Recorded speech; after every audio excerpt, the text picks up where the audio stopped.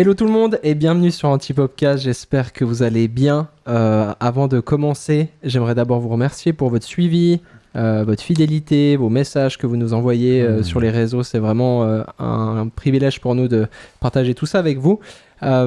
Aujourd'hui, je suis toujours accompagné de mon fidèle allié, ami, William. Salut François. Ça va, Wimo? Écoute, ça va bien. C'est chou ce que tu as dit comme introduction pour les gens. C'est doux. Les gens qui nous aiment et qu'on aime. Ouais, c'est ça. Comment ça va, Will? Écoute, ça va plutôt bien. Ouais. Ça me fait plaisir d'être de nouveau là avec toi, comme d'habitude. Comme d'hab. Aujourd'hui, on retrouve un nouvel invité, Aurelio. Salut Aurelio. Salut. Comment tu vas? Ça va, nickel. Merci en tout cas d'être venu. C'est vraiment un honneur pour nous. Tu as fait tout ce Merci, chemin parce que tu viens de Genève. Ouais, mais merci à vous. Très heureux. Ouais. d'être là. Donc voilà, on va pas plus attendre. Est-ce que Aurelio, tu pourrais te présenter, s'il te plaît? Ouais, plaisir. Alors, donc, j'ai Aurelio, 39 ans. Je viens de Genève et je suis donc polygraphe. Et j'ai une société à Genève qui s'appelle Œil Absolu. Voilà. Ok. Moi, j'étais hyper intéressé et je me réjouissais de te rencontrer parce qu'en fait, j'ai l'impression que polygraphe, c'est un métier qu'on ne trouve plus vraiment. Ouais, pourtant, oui, quand même. Ouais, mais en tant que formation pure et dure, j'ai l'impression que ça s'est un peu mixé avec une formation un peu générale de photographe, tu sais. C'est vrai, ouais, peut-être. Et j'ai un peu ce sentiment, peut-être que je me trompe, mais qu'il y a une perte de savoir un peu dans ce métier aussi. Ouais, alors bon, moi comme j'y suis plus vraiment autour de l'école qui m'a formé, qui est l'ERACOM, mais en fait je suis plus au courant de ce qui se passe vraiment. Moi je pense qu'avec le temps j'ai aussi eu d'autres facettes et d'autres corps de métier, d'autres cordes à mon arc. Ce qui fait que je sais plus vraiment comment ça se passe. Mais en tout cas, le métier de polygraphe, c'est vraiment un métier qu'on apprend, qui s'apprend encore, et qui, pour la petite histoire, est composé de deux métiers, donc de typographe et de photolithographe. Le photolithographe, c'est celui qui s'occupe de l'image, de la retouche d'image. Et le typographe, c'est tout ce qui concerne la typo, les caractères, la mise en page. Et c'est un métier qui a énormément évolué. C'est même je crois que j'ai un ancien prof qui me disait que c'est un des métiers qui a le plus évolué avec l'avènement de l'informatique. Ah ouais, vraiment. Ouais. Intéressant. J'avais bossé, enfin je connais une ancienne photolithographe qui a fait sa formation dans les années 80-80. Et puis qui retouchait le négatif, etc. Exactement. En fait, qui retouchait les tirages, les négatifs et tout. Exactement, avec des pinceaux, enfin voilà. Et puis en fait, ça c'est vraiment quelque chose qu'on... En fait, les outils qu'on retrouve sur Photoshop, en fait, c'est les mêmes outils que les anciens litho utilisaient, mais avec des outils manuels. Nous, on reçoit assez souvent des vidéastes, des photographes, en tout cas des gens un peu plus des professions que tout le monde connaît un peu plus. Là, on a un peu parlé du coup de polygraphe. Est-ce que tu peux expliquer un peu ce que c'est concrètement pour les gens en fait qui ne savent pas ce que c'est? Alors, en fait, comme il y a deux métiers, donc en fait, la partie, en tout cas celle qui me concerne, en tout cas qui concerne 80% de l'entité de mon entreprise, c'est la retouche d'image. Donc en fait, le photolithographe, c'est de la retouche. Donc quand j'entends retouche, c'est vraiment, ça peut aller de retouche d'objets, retouche de paysages, retouche ça peut être les montres, les bijoux. Ça peut être du corporate, ça peut être vraiment... Je crois pas qu'il y ait vraiment de limite. Je pense que la photo, on peut retoucher vraiment tout ce qui est possible de faire. En tout cas, la seule limite, c'est celle qu'on s'impose, ou celle que le client nous impose. Mais bien sûr qu'il y a un début, il y a une fin, parce que sinon on y reste des heures et des heures. Bien sûr. Et donc ça, c'est...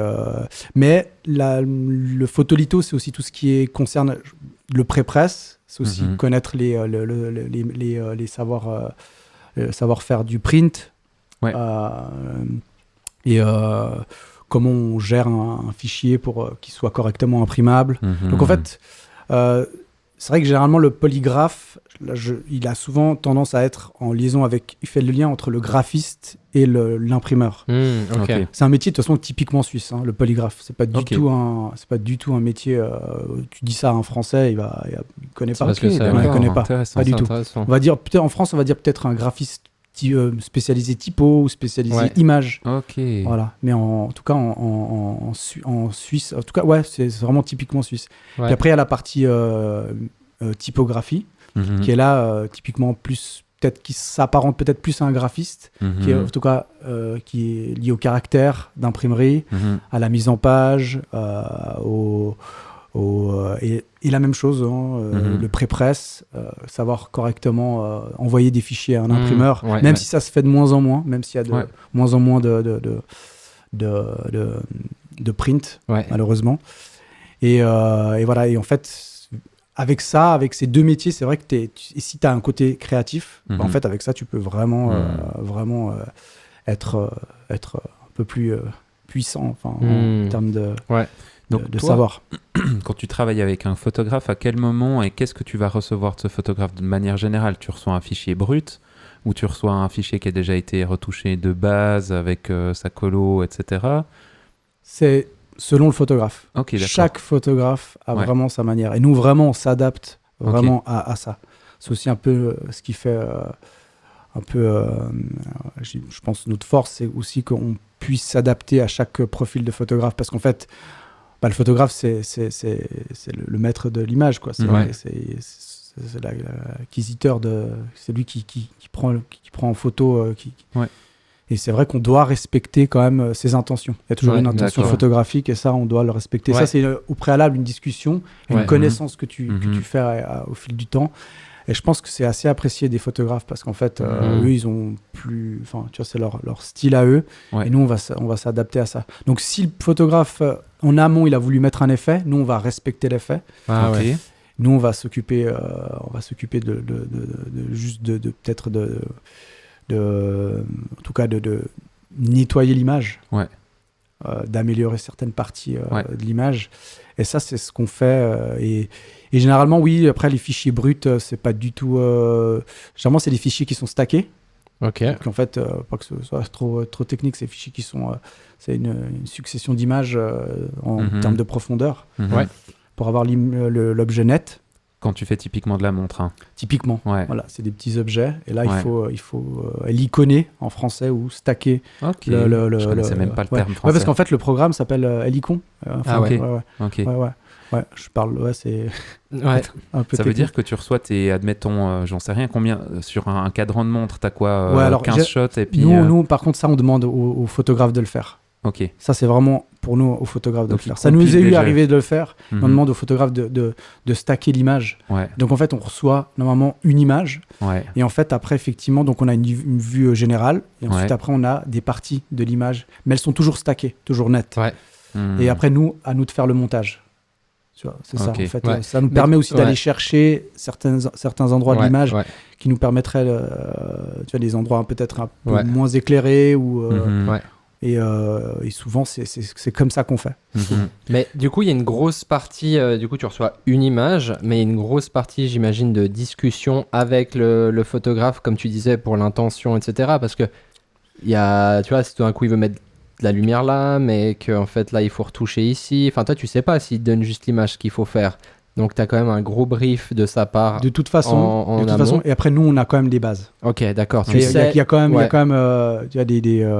une façon de faire, une façon de retoucher, quand même, que tu acquiers avec le temps et ton œil.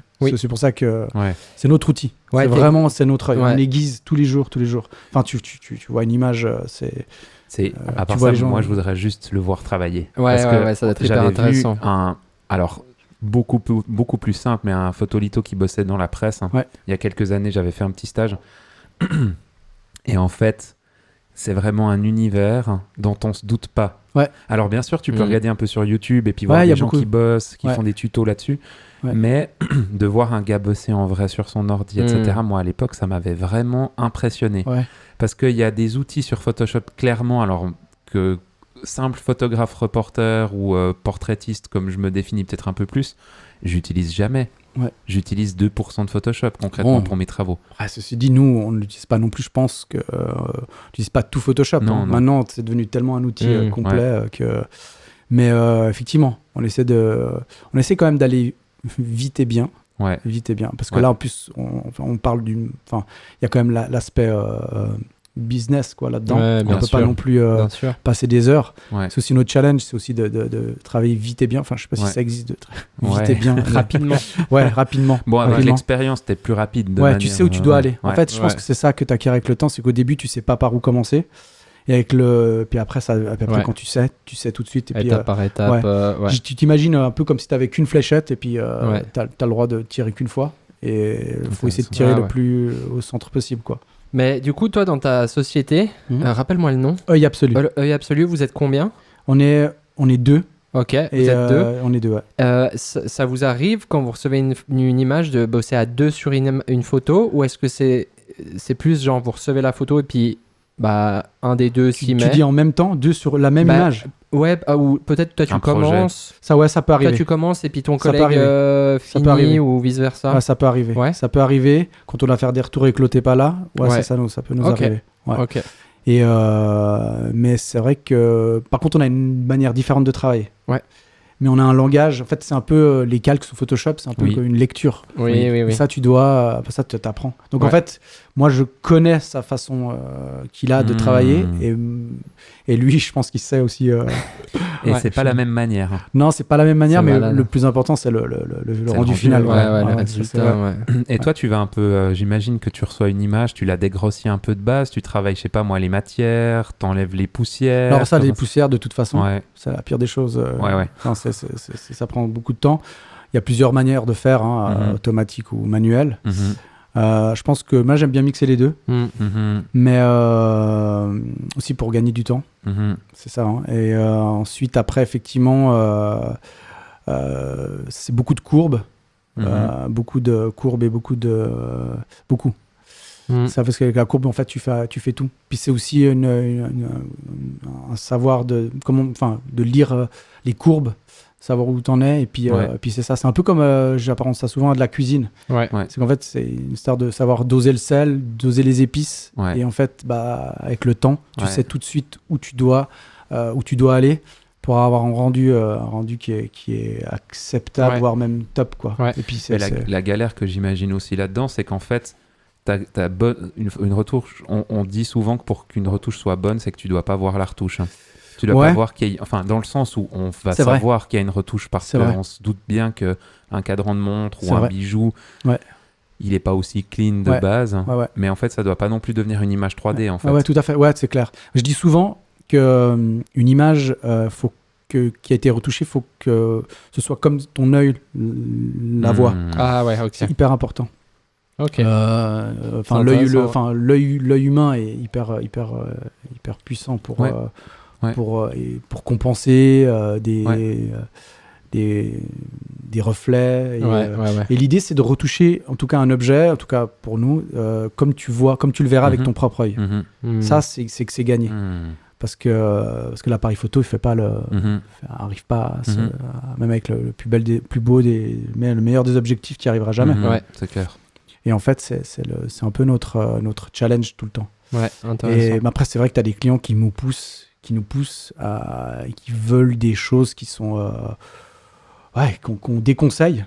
Mais après, voilà, c'est le client qui veut et c'est pas vraiment génial. C'est génial d'avoir aussi des personnes qui soient spécialisées comme ça autant. Est-ce que toi, tu as des bases en photographie ou est-ce que ça t'arrive de shooter des fois des choses ou t'es vraiment... Alors, bien sûr que sur votre site, vous mettez en avant votre travail de retoucheur. Mais est-ce qu'après, à côté, vous faites aussi, vous, un peu de photos et des choses comme ça ? Alors, non, on le fait pas. Moi, je suis beaucoup plus pour trouver une synergie avec d'autres photographes. Même si c'est pas souvent le cas de l'autre sens. Ah ouais. Ouais. Ok. Mais dans mon parcours, oui, j'ai eu un studio photo.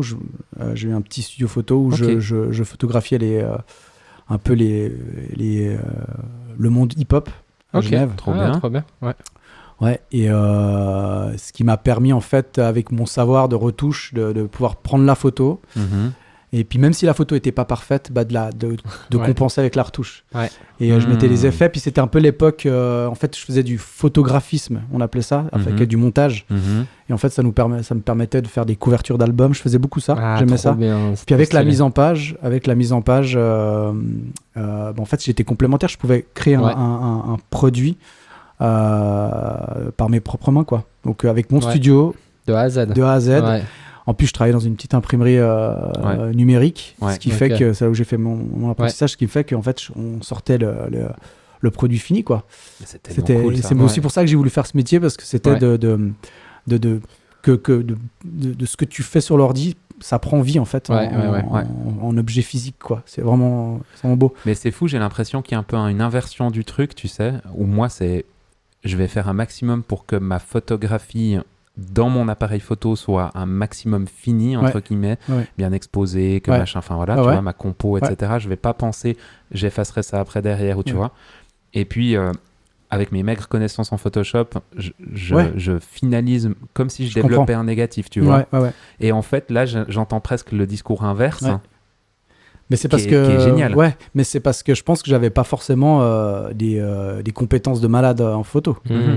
J'aimais la photo parce que c'est vrai que l'image, c'est quelque chose qui me plaît depuis tout jeune. Mais j'ai pas.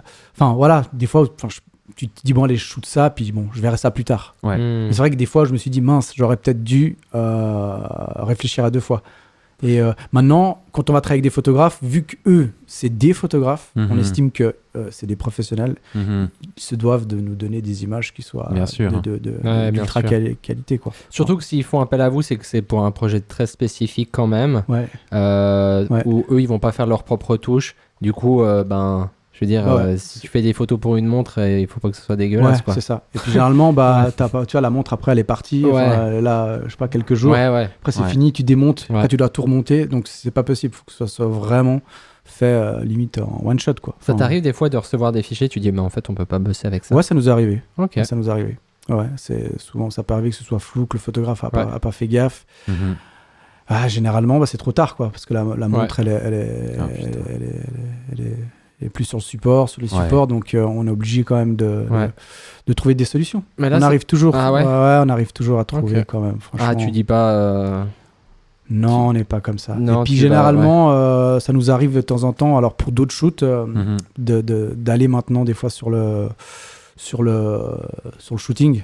Pas dans la montre, mais puisqu'on sait vraiment un shooting, on va dire mode. Ça nous arrive comme ça, on est vraiment, on sait vraiment. C'est trop bien. On arrive à conseiller. On fait du conseil aux photographes pour se dire, voilà. Et puis comme ça, en fait, chaque partie est. Ça veut dire que tu analyses, tu vois ta scène, tu regardes les images sur un écran pour. Avec le retour, Et puis ensuite, on peut dire, à cet endroit-là, shoot-moi ce bout de manche en plus, parce que nous, on va devoir récupérer cette texture. Au lieu de galérer à la refaire. En fait, lui, ça lui prend. Alors, c'est là où je te rejoins, c'est que un clic, quoi, tu vois, en photo, là, pour le coup, c'est très facile. Moi, j'aurais galéré. On aurait galéré. Et puis, en plus, le résultat serait pas vraiment probant. Tu vois, c'est ça le truc. Je mets un point d'honneur là-dessus. C'est que faut que nos images, elles soient. C'est comme un plat étoilé. Quand il sort de la cuisine, il faut qu'il soit parfait. Vraiment, sinon, il retourne. Mais il faut qu'il n'y ait pas de défaut, quoi. C'est ce qui fait aussi, je pense, avec les années, notre réputation qui font qu'on est assez... c'est un petit psychorigide parce que je veux que le truc il soit toujours bien. Maintenant, je fais confiance. Enfin, je veux dire, c'est ça aussi. Je délègue beaucoup plus. Et avec le temps, je suis vraiment... je suis devenu un peu je dirais pas un directeur artistique, mais parce qu'après, j'ai aussi un community manager qui gère les réseaux, et puis un web développeur. Puis en fait, au final, je réalise que ma société en fait grandit et évolue. Et ça, c'est génial, quoi. Ça, c'est génial. Donc en fait, c'est vrai que 80% reste l'image. Mais après, l'image, ça peut être aussi hyper vaste, parce qu'après, on peut l'utiliser dans des projets de web, on peut l'utiliser dans les projets sur Instagram. Enfin, c'est assez vaste. Quand tu parlais de la retouche que tu fais que tu vas conseiller un photographe sur un shoot en disant photographie-moi sa texture, ça me fait rebondir là-dessus. Tu pars de textures et de choses existantes déjà dans ton image, en principe, hein, quand tu fais des retouches sur des photos, ou des fois tu es amené à créer de la 3D ou quelque chose Ça nous est arrivé, Ok. Oh là là. mais très peu. La 3D, on l'utilise. Je voulais l'utiliser. Au final, vraiment, j'ai pas vraiment été creusé un peu plus là-dedans. Ouais. Mais oui, généralement, on essaie toujours de demander au photographe de nous faire un shoot. Parce qu'en fait, on a la lumière du shoot, quoi. Ça, c'est hyper important. Ouais. Si on l'a pas, c'est pas grave, on se débrouille autrement. Mais généralement, on demande souvent au photographe de faire un peu plus de photos. Tu vois, c'est un peu plus que c'est mieux trop que pas assez. Ouais. Et comme ça nous permet d'aller un peu piocher, et puis un peu comme en vidéo avec les rushs, quoi. Ouais. D'aller piocher, puis de voir ça. Mais généralement, les photographes avec qui on travaille font le job même très bien, quoi. C'est vraiment hyper important. C'est les reflets. Eux, ils doivent maîtriser les reflets, la netteté. C'est hyper complexe. Je sais pas si vous avez déjà vu un shoot d'une montre. Mais il faut je ne sais combien de light pour pouvoir shooter ça, quoi. J'ai vu des backstage et tout, ça a l'air... Pour un petit objet, quoi. Ouais. Tu t'entendrais bien avec Will, parce que lui, à chaque shoot qu'il fait, il fait, je pense, 10 minutes, 3000 images. Ouais, c'est ça. Mais t'es d'accord que c'est mieux d'en avoir trop. Ah ouais, c'est pareil, si après ton objet n'est plus là... Non, mais en général, c'est vrai que... Alors bon, en portrait et en reportage, c'est vrai que c'est cool, parce que... Enfin, c'est cool. Ça demande un méga boulot derrière de devoir, après, sélectionner la bonne image. Mais au moins, tu sais que dans une action où tu as fait 6 images d'un visage, bah en fait, une sur 6, des fois, est bonne. Et les 5 autres, il y en a 2 où les yeux sont fermés, et puis 4 tu vois. ou 3, où l'expression n'est pas si dingue. Ouais. Et puis, il y en a juste une qui sort du lot. Ouais. Donc, mais par contre, moi, je suis un peu un speed de la photo, tu vois. Tu vas vite, donc, et tu verras après. Je suis fasciné par les gens qui arrivent à passer des jours en studio. Ça me fascine. Mais moi, je pète un câble si je dois faire ça. Après, tu vois, le photographe, lui, c'est son job, quoi. Enfin, je veux pas forcément parler pour eux, parce que nous, c'est important. Hein. Moi, je veux pas... On n'est pas photographe. Et eux font très bien leur job, quoi. Et ça, c'est... Mais vraiment, on collabore avec eux, quoi. On collabore avec le photographe. C'est vraiment un travail... c'est assez paradoxal, parce que c'est un peu nos concurrents, puis en même temps nos alliés. Parce qu'en fait, maintenant, en fait, le photographe, c'est ce que tu disais au début, en fait, font de plus en plus leurs retouches. C'est leurs images. Et ils ont envie d'avoir... un regard. Et ce qui arrive maintenant, c'est que tu as beaucoup de tu as quelques photographes qui, en fait, c'est hyper... tu vois, pour ton ego professionnel, ils reprennent l'image après toi. Ils repassent, ils remettent des trucs dessus. Non, ça joue pas. Ouais, mais après, ça, on accepte. Du moment où ça dénature pas aussi notre travail à nous, c'est tu vois, parce que là, mais en fait, je peux comprendre, mais c'est 2-3 petites choses, c'est rien du tout. Parce qu'après, je vais m'attirer les foudres. Non. Non, mais après, je pense qu'il y a aussi... Nous, on est assez conscient des niveaux qu'on peut atteindre en interne dans la boîte. On sait que si on a besoin d'aller plus loin, on va avoir besoin on va avoir besoin de gens qui ont des compétences que nous, on n'a pas. Parce qu'en fait, on peut pas être bon dans tout. Tu vois, quand tu es bon à shooter et que tu es bon dans le relationnel avec le client et que tu es plus dans ce moment de la photo, mais moi, en général, je vois que la lumière joue, que c'est net. Enfin, voilà, je suis rassuré. Puis je me dis, ou si c'est une photo de produit, je me dis, bon, voilà, je sais que c'est net, la lumière est bonne, ça va rouler. Moi, je peux aller jusque-là avec la retouche. Après, s'il faut aller un peu plus loin, je vais regarder 3 tutos pour me démerder, s'il faut vraiment. Par contre, si je sens que je perds pied, là, je demande à quelqu'un. À quelqu'un qui est vraiment bon en retouche. Alors, dans ce qu'on fait, encore une fois, c'est très rare parce qu'on ne fait pas de bijouterie. On fait des objets, mais c'est des choses plutôt simples. Donc, les retouches simples qu'on fait, des dépoussiérages ou des gommer un petit reflet ou une griffure, ça roule. Mais d'aller plus loin... Moi, je suis convaincu qu'il faut des spécialistes comme vous. Quand même. Parce que c'est pas un métier non plus à mettre aux oubliettes. C'est encore vraiment pas. Assez. Et puis, on a des écrans de plus en plus HD, des appareils méga précis, mais du coup, qui photographient presque trop précisément les choses. Et du coup, ça te fait encore sortir plus de défauts, tu vois. C'est juste, J'ai l'impression. Et en fait, les clients aussi ont des bons écrans gentiment maintenant. C'est clair. Ça devient de moins en moins cher. C'est beaucoup plus accessible, quoi. Mais du coup, en fait, c'est cool d'avoir de la précision, mais derrière, il faut pouvoir avoir un fichier qui est méga clean. C'est clair. Sinon, les défauts, tu les vois encore plus. Ça. Parce que même nettoyer, dépoussiérer une image, franchement, quand c'est mal fait, ça se voit. Et là, tu sens aussi... capteur sale, ton truc. Et en fait, même les choses les plus simples, des fois, peuvent devenir aussi, des fois, enfin, moi, je trouve, peuvent devenir très compliquées. Comme un dépoussiérage, vraiment, ça peut être long. Ça peut être hyper long. Ça t'arrive des fois quand tu marches en ville, tu vois une grande affiche qui a été retouchée, un peu de regarder, souvent à l'aéroport. De dire, ah, ça c'est dégueu. Ouais, alors justement, en fait, je pensais à ça. Souvent. À l'aéroport de Genève, tu sais, quand t'es vers les. C'est pas des escalators, mais les tapis là. Tapis, et puis t'as les montres, t'as les machins. Et des fois, on se dit, mais alors ça c'est joli. Après, nous, on n'est pas des experts dans ton domaine, mais on est là, ah ouais, bon, ça fait un peu trop fake, ça c'est un peu, tu sais. Mais du coup, t'en penses quoi ? Franchement, les très grandes marques, il y a très peu de soucis. Parce que je pense qu'elles ont les moyens de s'entourer de pros. Et mais par contre, dès que tu commences à être dans le milieu du panier, voire en bas, c'est vrai que là, tu commences à avoir des défauts de détourage, avec avec des calques et des masques trop nets. Donc en fait, tu vois tout de suite... Tu vois, c'est comme la cuisine. Tu sauras peut-être saler le truc, mais ça manque de niveau. Tu vois, il manque le truc qui fait que tu vois. Tu comprends. Tu vois, ça se voit tout de suite. Des fois, il y a aussi je dirais quand je dis des très grandes marques, c'est vraiment. Je vais pas citer de marques là, mais c'est vraiment des très grandes. Après, il y a certaines autres, on va dire, grandes marques qui n'ont pas forcément. Une scène médiatique très grande, ce qui fait que des fois ça on le sent tout de suite sur les visuels. Après il y a aussi tu vois, je pense qu'il y a aussi aussi la composition de l'image en général. Souvent il y a la montre, il y a le texte. Après ça c'est assez subjectif quoi. Des fois tu te dis c'est dommage, ça aurait pu être utilisé différemment. Et ça c'est et souvent nous quand on retouche une image en fait on sait pas où elle va partir. En fait on va retoucher. Tu vois, le produit on le retouche et maintenant en fait après on sait pas. C'est pas qu'on sait pas, c'est qu'en fait faut qu'il soit un peu le visuel il soit tout terrain quoi. Faut qu'il aille aussi bien sur le web. Affichage géant. Il faut que ça roule. Quoi. Souvent, des fois, on le sait au préalable quand même. Ça va être pour de la pub ou pour les réseaux. Bon, la plupart du temps, enfin, tu vois, c'est les réseaux sociaux quoi. Maintenant, bien sûr. C'est ce qui se fait de plus en plus.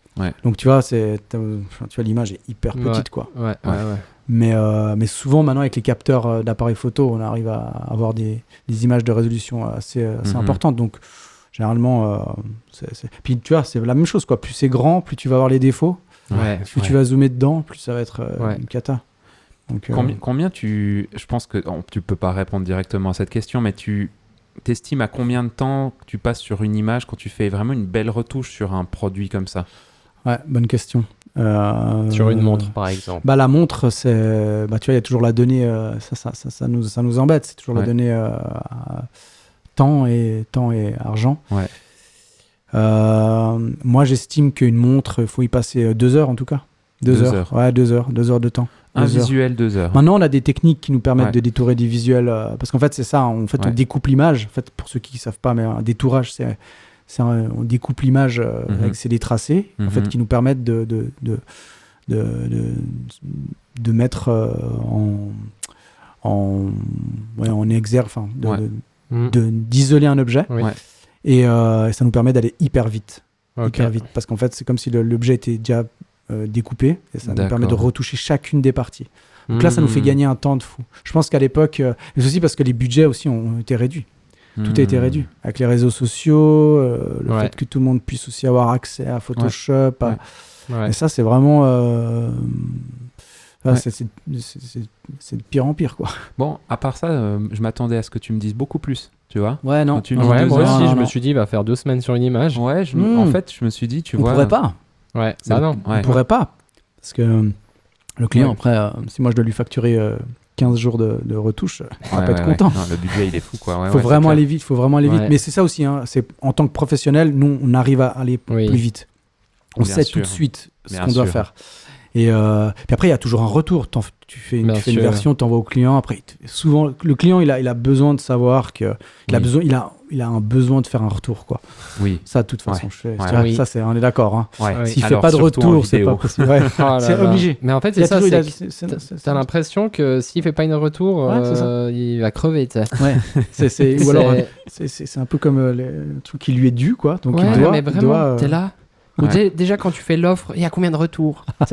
Carrément. Ou après, relou, avec ces retours. Purée, quand il y a un projet où tu fais la pré-prod, t'arrives, tu shootes, tout se passe bien, t'arrives en post-prod, tu shootes, tout se passe bien, tu montes, tout se passe bien, tu rends et dis c'est parfait, merci beaucoup. Non, mais le nombre de fois que ça. Je pense cette année, ça. c'est rare. Je pense. Ouais, c'est 4 hyper fois. rare. C'est hyper rare. 4 fois. Hein. Hyper rare. Ah ouais. Donc, t'es content quand ça t'arrive, quand même. Ouais, alors. Mais c'est quelque chose qui n'est pas facile. Nous, on l'a peu en photo-reportage. La demande qu'on va peut-être avoir, c'est est-ce que vous avez plus de telle et telle image? Ou si jamais sur la galerie, vous avez mis 100 images, supprimez juste ces 3, je ne vais pas les diffuser. Ouais. Ça s'arrête à ça généralement. On a rarement, mais parce que c'est du reportage. Ouais, Et en fait, je ne me rendais pas compte à quel point ça pouvait être pesant quand François, tu as commencé à bosser avec moi en vidéo et qu'au début, franchement, déjà, il fallait s'y faire à ça. Ouais. Et puis, on avait eu quelques clients au tout début où on faisait de la vidéo plus sérieusement, on va dire, où c'était prenant. Ça prenait beaucoup d'énergie, en fait. Ouais. Et on savait qu'on allait envoyer et il y avait déjà cette déprime de te dire, tu as passé 8 heures à faire un montage et 30 minutes après, tu reçois un mail de réponse pour dire « Ah, il faut encore faire ça, modifier ça. » Et en fait, le retour est tellement instantané que c'est déprimant derrière. Ouais. Et puis moi j'aimais bien ce que tu disais avant, tu disais quand tu retouchais une image, en fait c'est le photographe, c'est son image, il a donné une intention, tout ça. Ouais. Et puis c'est un peu la même chose, c'est que des fois tu donnes une intention à ta vidéo, à ce que tu fais, et puis derrière en fait les gens ils pensent mieux savoir. Et du coup, ils veulent des modifs là. On peut mettre des photos dans une vidéo, faire un diaporama, et puis là... Ah ouais. Je pense que c'est un peu le quotidien des métiers créatifs. Ouais, quoi. C'est ça. Je pense qu'il n'y a pas vraiment de limite. Quoi. Tu vois, là, et ils ont envie de faire donner leur avis. Quoi.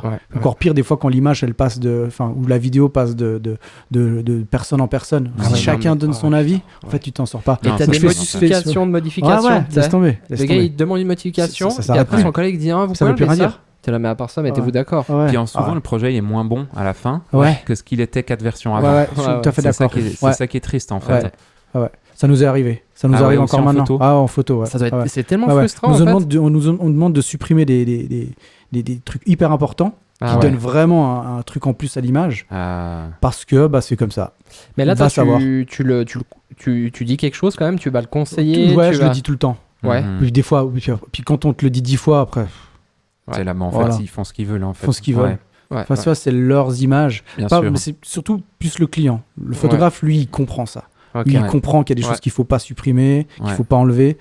Et souvent, c'est souvent le client qui, lui, n'a pas ce savoir-là et puis qui va regarder...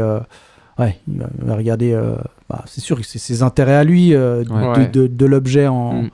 Au final, c'est pas vraiment beau, quoi. Puis ça se trouve, après, il revient vers toi, puis il fait au final, on veut comme avant. Enfin, on veut comme au départ. Vous aviez raison. Ça nous est arrivé. Toi, tu t'es spécialisé, on a beaucoup parlé quand même là de photos de montres. C'est assez actuel aussi dans notre région et en Suisse de parler de ça, parce qu'il y a vraiment tout un écosystème de gens qui travaillent dans cette production-là. Toi, tu t'es volontairement spécialisé. Est-ce que tu es spécialisé dans les bijoux, la montre en termes de retouches? Oui, forcément. Si on fait beaucoup de corporate ou de personnes. On travaille avec un très bon photographe que je peux citer, Benny Tache. On a eu son fils du coup dans un podcast précédent. Exactement, Et en fait donc un client qui est devenu ami. Et en fait on est vraiment on travaille beaucoup avec l'humain. Et là aussi, il y a certaines limites. Mais la même chose, il y a une manière de retoucher la peau. On la floute pas. Souvent, donc en fait, tu vois, dès que moi je vois des peaux floutées, je sais tout de suite que c'est pas du tout un professionnel qui a fait. C'était fait à l'arrache. Au contraire, on va garder le grain de la peau, on va garder le naturel. On va juste peut-être supprimer des petits défauts, des boutons un peu disgracieux. En tout cas, nous, on va pas. Puis après, je sais pas pour vous, mais c'est vrai que moi, souvent en photo, tu as des positions qui sont pas vraiment agréables. Donc en fait, on va peut-être l'améliorer. Ah ouais. Mais on va pas faire comme souvent on avait vu là, genre, tu as une femme. Un modèle, puis on va l'amincir. C'est pas du tout. On fait jamais ça. Ouais. Ici, c'est pas dans le bassin de Romandie. Non, c'est clair. Mais tu le fais pas parce qu'il n'y a pas les demandes ou tu le fais pas parce que à cause de l'éthique? Aussi. Je pense que si ça devrait nous arriver, moi je le ferai pas. Ok, ouais. Moi je le ferai pas. Ou en tout cas, je discuterai avec le client. Ouais. Et après, encore une fois, si c'est une grosse production, tu vois, tu fais quoi? Tu dis quoi? Ouais. C'est vrai que j'ai pas été confronté à ce problème-là, mais choisir entre l'éthique et l'argent. Ouais, tu dis c'est compliqué. Non, je pense que l'éthique, ou alors on essaierait de trouver un compromis. Ouais. Tu vois. Bien sûr. Et puis, ou alors on le ferait, mais alors d'une bonne manière. On essaierait de le faire correctement. Mais moi, je suis contre ça. Après, une montre, faut pas croire, mais c'est ça aussi. Ça, il y a beaucoup de bijoux, de la joaillerie, il y a aussi beaucoup de retouches. Après, je trouve qu'il y a quand même un truc. Enfin, après, tu peux dire si t'es pas d'accord, mais je trouve qu'il y a une différence quand même entre un objet, tu vois, un bijou, etc., et puis de modifier une personne. Tu vois. Enfin, je sais pas ce que t'en penses. Ouais, pareil. Mais avec l'humain, je pense que c'est d'améliorer en fait. D'améliorer. Ouais. Je pense pas. Moi, je serais plus là pour peut-être, on va dire corriger peut-être. C'est quand t'as quand tu as des brillances sur la peau, mais changer par exemple un nez, une bouche, ça c'est pas, on le fait pas. Mais en plus, c'est affreux les dégâts que ça fait quand je parlais avec des amis. Alors c'est plus des femmes du coup, qui disaient, elles passent devant des affiches. En fait, depuis toute petite, elles passent devant des affiches, des catalogues, des machins. Tu vois des filles, elles sont toutes, c'est clair. C'est des cure-dents, elles ont toutes été retouchées de partout. Après, comment tu peux te sentir bien, genre quand tu sors? Je suis d'accord. Moi, je suis vraiment contre ça. Vraiment. C'est vraiment, pour moi, le naturel, c'est quelque chose d'hyper important dans l'authenticité. Et l'authenticité, Et en fait, c'est ok que tu puisses avoir des, enfin, tu vois, même vraiment d'un mannequin homme-femme, que tu puisses avoir des bourrelets ou une peau qui soit pas très nette ou des boutons. Enfin, ça fait partie. C'est la vie en fait. Ouais, c'est la vie en fait. C'est la vie. On devrait. Mais encore une fois, ça c'est. Tu vois, les publicitaires devraient aussi jouer le jeu et puis Mais j'ai l'impression qu'il y a quelques temps, il y avait la mention qui disait ça a été retouché a été retouché numériquement. Ça, je suis assez pour aussi pour le mettre. Quand tu abordes, donc là, on est passé de l'objet bijou à de l'humain, du portrait.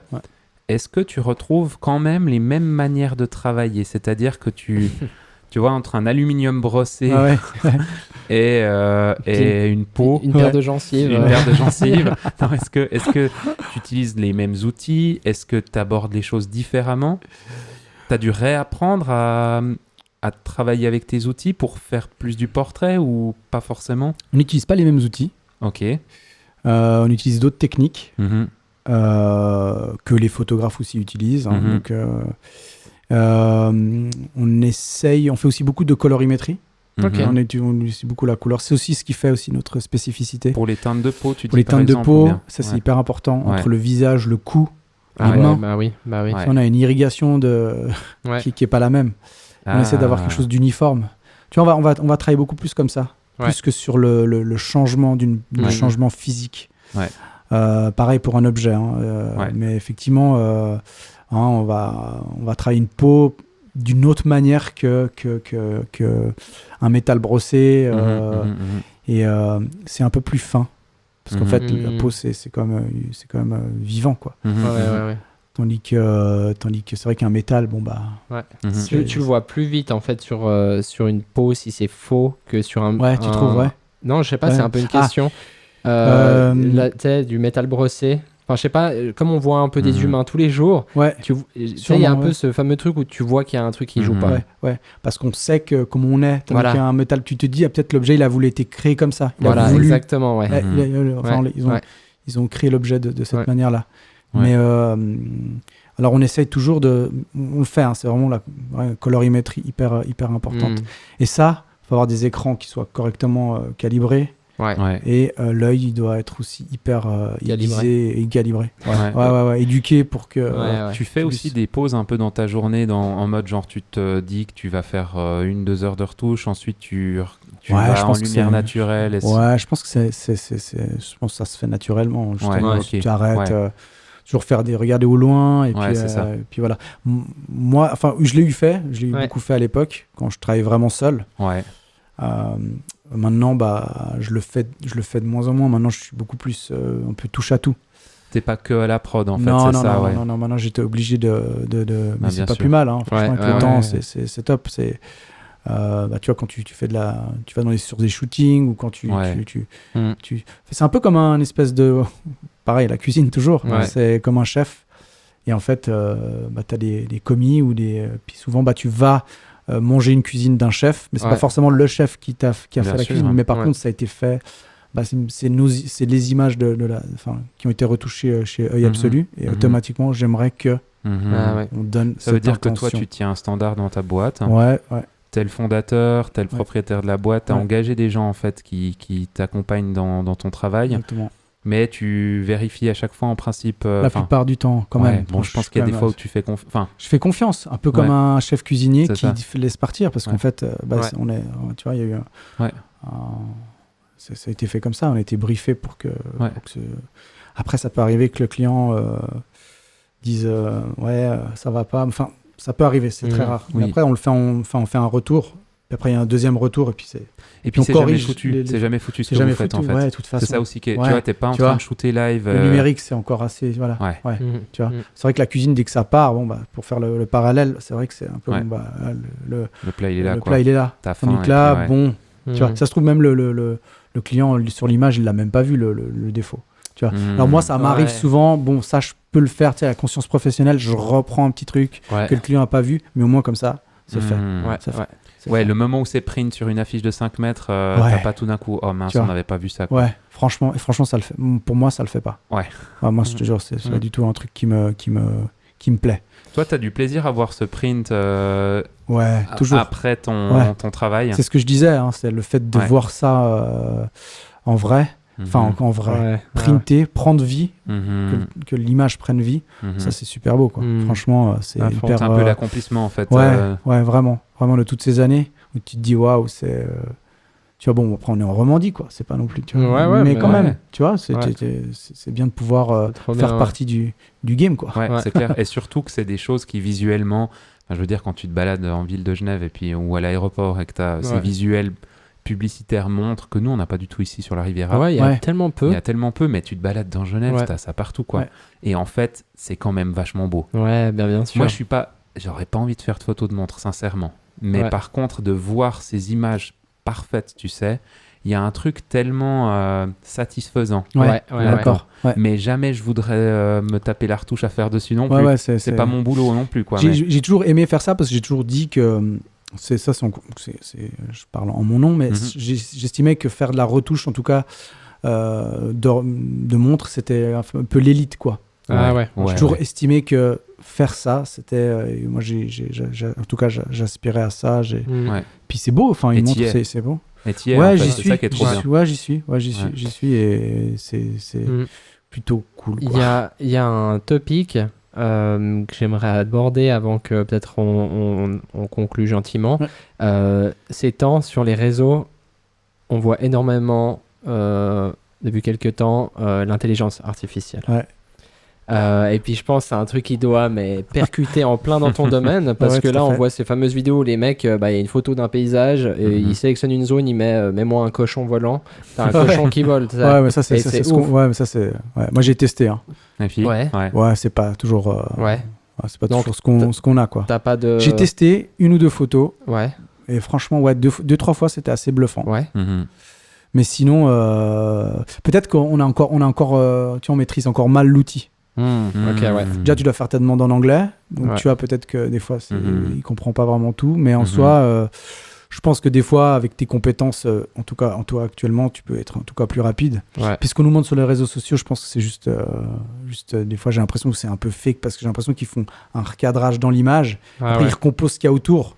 Et j'ai l'impression vraiment que c'est l'image, mais qui était juste l'image qui existait. C'est juste qu'ils ont fait leur montage en disant voilà, parce que c'est tellement précis. Je me dis non, mais c'est pas possible. Mais est-ce que tu penses que c'est un outil qui va pouvoir toi t'aider dans ton travail à un moment donné?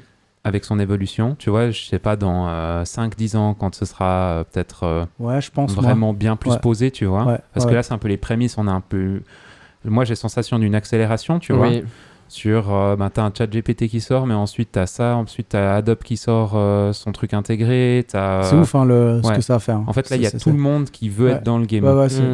Et en même temps, on a testé 2-3 trucs. Alors, c'est vrai que ça te fait gagner du temps sur, tu vois, un chat GPT quand tu dois produire un texte ou dégrossir un peu des idées. Trop bien. En fait, tu lui donnes un peu une direction, mais tu dois interagir avec lui, tu dois lui questionner, le corriger, etc. Est-ce que toi, tu te vois, entre guillemets, un peu partenaire de la machine comme ça, tu sais, pour pouvoir aller plus vite ou plus loin dans ce que tu fais? Ouais, en fait, on va peut-être devoir je pense que c'est un peu comme l'ère du numérique, quoi. Les photographes qui n'ont pas pris le virage, en fait, maintenant, ils sont plus là, quoi. Donc, je pense qu'il faut quand même s'intéresser, être curieux.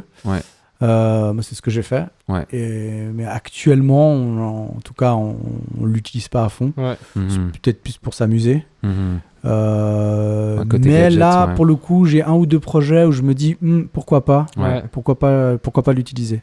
Ça pourrait juste pour effectivement dégrossir le job, quoi. Vraiment. Donc créer des maquettes, parce que ça c'est assez ouf quand même. Vraiment. Alors après, je pourrais dire c'est peut-être plus le photographe qui pourrait lui. Pour l'intention créative de son projet. Avec le client, ok, on part là-dessus, puis ensuite nous, on va faire ce que le client a, avec le photographe, on choisit. Mais t'es pas prêt de perdre ton travail encore, de faire remplacer. J'espère que je serai à la retraite d'ici là, mais j'espère. Mais franchement, je sais pas, on verra.